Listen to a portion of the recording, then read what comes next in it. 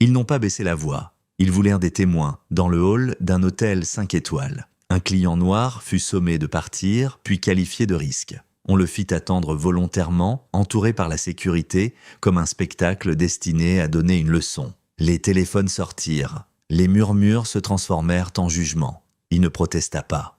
Il ne s'expliqua pas. Il resta immobile pendant que l'autorité se mettait en scène et que le protocole était détourné en humiliation. Ce que personne ne réalisa, c'est que chaque seconde était minutieusement comptée. Et lorsque le compte à rebours prit fin, le même hall qui avait tenté de l'effacer verrait sa direction disparaître publiquement, définitivement, sans appel. Le hall décida avant même qu'un mot ne soit prononcé. Les conversations s'amenuisèrent, les regards s'attardèrent, l'autorité se pencha en avant, prête à jouer son rôle.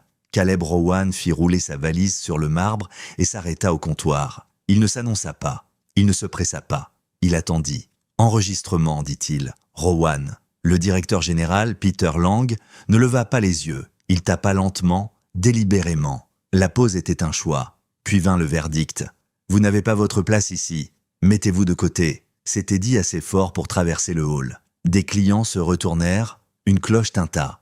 Un téléphone se leva. Caleb resta immobile. « J'ai une réservation ?» Peter sourit sans chaleur. « Les suites penteuses nécessitent une vérification.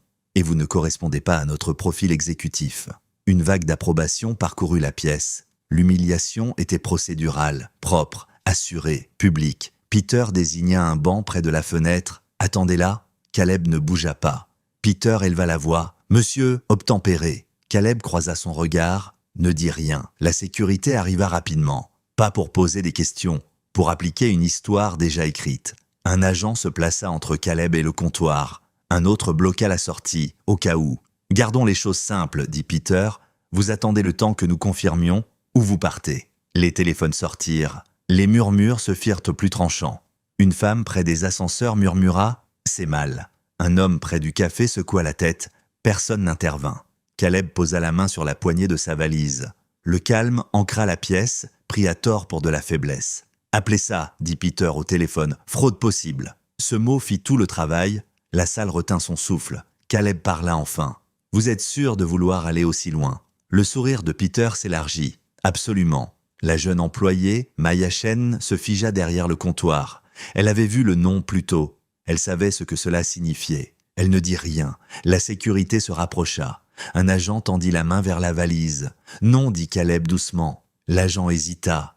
Peter s'avança et saisit lui-même la poignée, traînant la valise sur le sol et la jetant près de la sécurité comme un accessoire. Des halètements suivirent. Les caméras zoomèrent. L'humiliation avait franchi une limite. Caleb se pencha, ramassa la valise et se redressa. Il balaya le hall du regard, pas Peter mais les témoins. Puis il attendit. Un homme filmait, un adolescent murmurait dans un direct. La pièce sentit le basculement avant de le voir. Caleb déverrouilla son téléphone. Un seul geste, un nom, René. « Commence le protocole », dit-il. Une voix calme répondit, confirmée. Peter ricana. « Tu crois qu'un appel change quelque chose ?» Derrière le comptoir, Maya avala sa salive. « Son nom est dans le système », dit-elle à peine audible. Peter claqua. « Tu te trompes, je l'ai vu », dit-elle plus fort. « Prépayé, niveau supérieur ». Le silence tomba lourdement. La sécurité recula d'un pas. Peter se ressaisit par le volume. « Ça n'autorise pas ce comportement. Écartez-le ». La directrice des opérations, Helen Ward, entra par le couloir latéral. Elle observa les téléphones, les agents, la valise au sol. Son regard se durcit. Que se passe-t-il? Peter se hâta de raconter. Perturbation, réclamation non vérifiée. Hélène regarda Caleb. « Partez maintenant ». Caleb ne bougea pas. Maya tourna son écran vers elle. « C'est confirmé ». Hélène balaya l'information. Sans importance. Caleb parla calmement. « Vous rendez cela public ». Hélène se pencha. « C'est déjà fait ». Caleb toucha de nouveau son téléphone. Les écrans du comptoir clignotèrent. Une bannière apparut. Mode audit activé. La voix de René remplit le hall. Toutes les interactions sont enregistrées. Journaux d'accès verrouillés. Le visage de Peter se vida. « C'est impossible ». Caleb lui répondit pour la première fois. « Ça leste ». Un homme près du café parla. « Il a tout fourni. Vous n'avez pas vérifié ». Une femme près des ascenseurs ajouta. « Il est resté calme tout le temps ». Hélène tenta de reprendre le contrôle. Sécurité. Les agents ne bougèrent pas. René continua. « Dépassement non autorisé détecté. Violation de propriété enregistrée. Peter recula. C'est un malentendu. Caleb avança d'un pas. Pas agressif. Définitif. Vous avez profilé un client, escaladé sans motif, touché à sa propriété et l'avez fait devant témoin. Hélène trouva enfin sa voix. Qui pensez-vous être? Caleb tint la pièce par le silence. Puis il parla. Fondateur et directeur général de Rowan Holdings. Cet hôtel fonctionne sur notre plateforme. Vos rapports de conformité nous sont adressés. Le hall expira d'un seul souffle. Les téléphones montèrent de plus haut. La caméra ne cligna pas. La voix de René reprit. Procédure de licenciement prête. Hélène secoua la tête. Vous ne pouvez pas. Je peux, dit Caleb. Procédez. Confirmé, répondit René. Peter Lang et Hélène Ward. Contrat résilié. Accès révoqué. Les badges sonnèrent. Les écrans s'éteignirent. Peter s'agrippa au comptoir. Accès refusé. La sécurité se redressa. Nous allons vous accompagner, dit l'un à Peter. Hélène murmura. Nous ne savions pas? C'est bien le problème, répondit Caleb. Maya sortit de derrière le comptoir. J'aurais dû parler plus tôt. Caleb hocha la tête. Tu l'as fait quand ça comptait? Les escortes arrivèrent. Peter protesta.